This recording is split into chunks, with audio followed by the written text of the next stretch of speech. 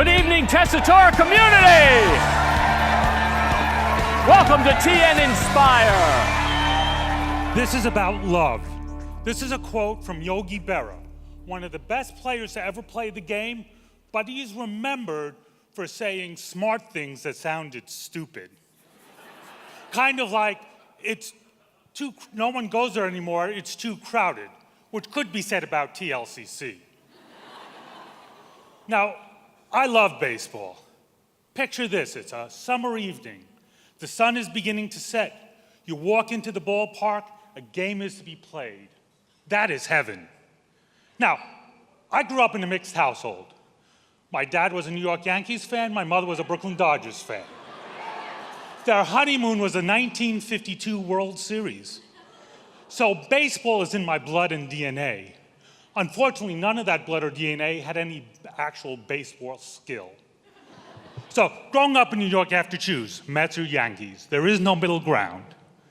So I rejected my father's Yankees. I became a Mets fan, chose the upstart Mets fan, because my hero, Tom Seaver, spoke out against the war in Vietnam. Now, in 1973, I went to a playoff game with my mom. This was a game where Pete Rose fought with Bud Harrelson. The crowd was screaming, "Rose is a," and a word that rhymed with trucker. A word I could not use in my home. My mother was shouting that word. I shouted it too. It was a real mother-son bonding moment. I've had the great honor to be able to see a home game in 27 of the 30 major league cities. I have 3 left: San Francisco, Houston, and Anaheim. So this is my plug for TLCC 2019 in Houston. Okay, Don? All right, there we go. That's settled. Now, baseball is beautiful. They play 162 games in 180 days. It's every day in this summer. It's like you and me, we go to work.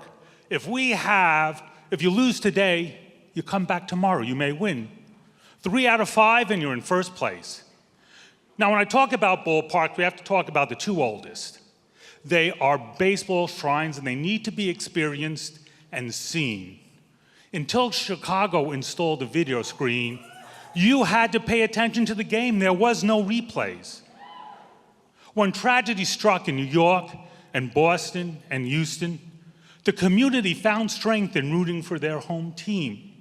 And in fact, both the Red Sox and the Houston that year went on to win the World Series. Now, I had an interesting experience in Canada. I was seeing a Toronto Blue Jays game. They were playing the Atlanta Braves. I saw a fan who was wearing a t-shirt with an upside-down American flag. And I asked him about it. And he reminded me in a World Series between these same 2 teams in Atlanta, they accidentally flew the flag upside down. It created an international incident. But decades later, fans still remembered the insult. Now, another shrine is Dodger Stadium in LA.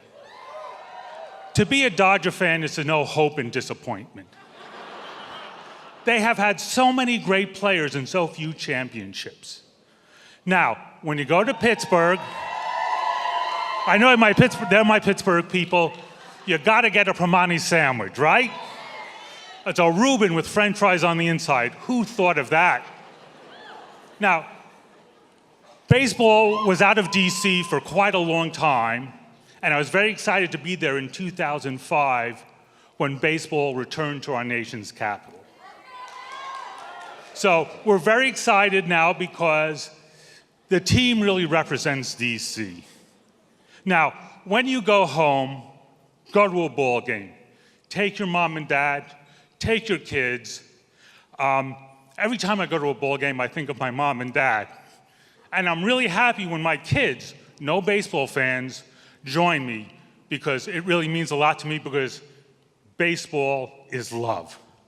Okay, so I've got one thing left to do. Everybody get up. We got to sing Take Me Out to the Ball Game. But we only have 30 seconds, so we can't linger over it like we're Bill Murray or Harry Carey. We got to go quickly, okay? You ready? 1, 2, 3. Take me out to the ball game. Take me out to the crowd. Buy me some peanuts and Cracker Jack. I don't care if I never get back, and we'll root for the Nationals. If they don't win, it's a shame, for it's 1, 2, 3 strikes, you're out at the old ball game. All right.